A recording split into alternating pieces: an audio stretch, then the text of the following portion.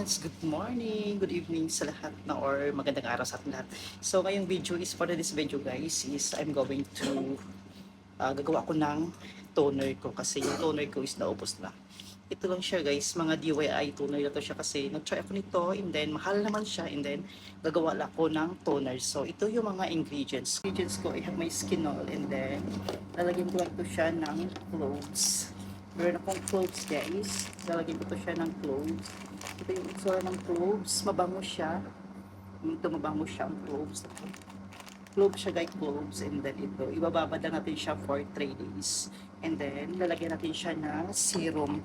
Wala na akong, tawag ito, wala na akong yung serum po na binili. So, ito na din ang ilalagay natin. So, ito siya ang snail white serum. Then, skin oil.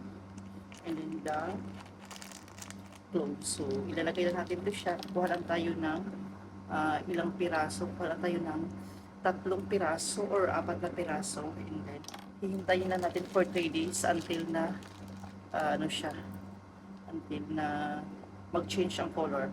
From white guys, magta-transfer ito siya into yellowish siya guys. So, maglalagay lang tayo ng 5 para mas matapang yung ano siya, para mas dilaw yung ano siya. Yan. Naglalagay na tayo. So, naglagay lang ako ng 5 guys. 5. Yan. Ito na siya. Kung nakita niyo siya, ito na siya guys. Lumulatan yung iba. Yan. Kung nakita niyo, 4 pa lang. Ito yung isa. Sa taas pa yung isa. Yan. Kung nakita niyo, 1, 2, 3, 4. So, ibababa na natin ito siya for hanggang 3 days. Up till 2 days, maninilaw na ito siya from white turn to yellowish siya guys.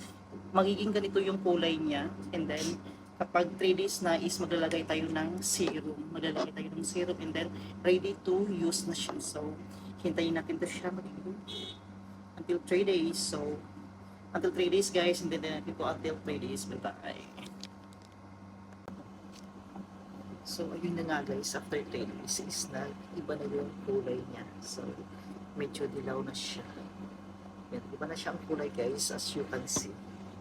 Yan, iba na yung kulay niya.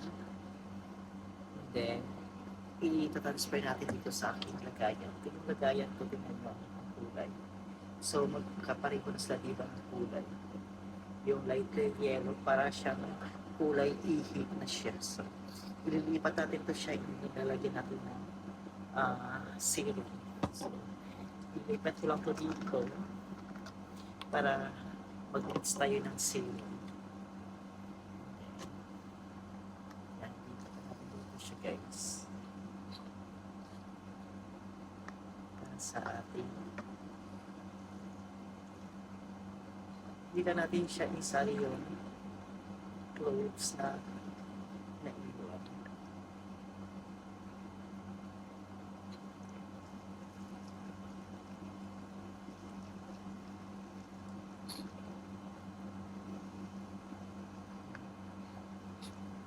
Kita nyo.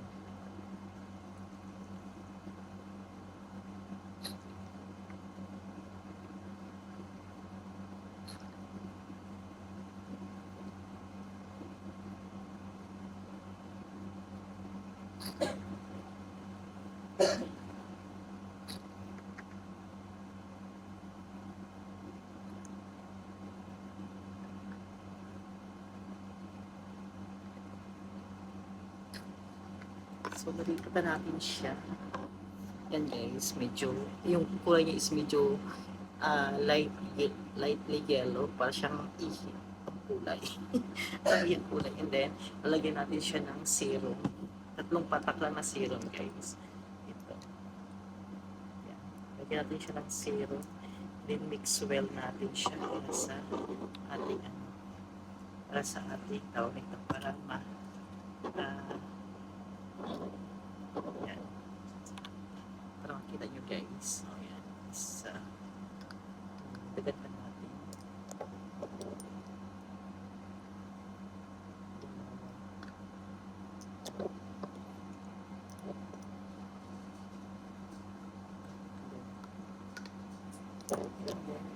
I-mix lang natin siya. Mix lang natin.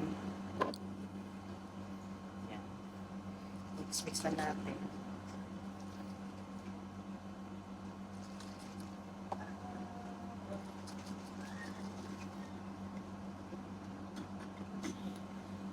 Yan. Ito na guys yung ating DIY skin toner. Ito yung skin toner natin guys na merong skin all na white or any skin all is pwede siya. And then lagyan na ng cloves, ibabad lang for 3 minutes, 3 minutes, 3 days. And then lagyan ng tatlong patak na serum. So meron ka na toner. Thank you so much everyone. Thank you for supporting my YouTube channel. Don't forget to like and subscribe. Maraming salamat. Bye-bye.